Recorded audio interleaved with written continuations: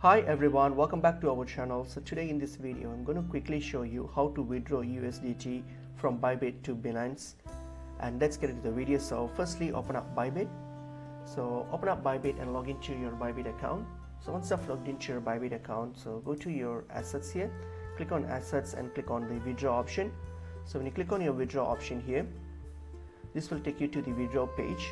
So here what you're going to do, you're going to select USDT as the coin. So select USDT because we're going to withdraw USDT. So select it, and then on the wallet address just type in your Binance address, so Binance wallet address. So just get that and then paste it here, and then the chain type, like search, choose the appropriate type. That's okay. Choose the appropriate chain type based on your Binance account. So and then once that's done, here is your spending amount, so how much you want to spend. So just plug that in, and once you have done with that, then all you have to do is simply hit on this confirm option here. So click on confirm, and then you need to do a final review of all the information that you just entered and then complete the transaction. So that's how you withdraw from your Bybit to Binance. So hope this video was helpful. I will see you in another video. Thank you.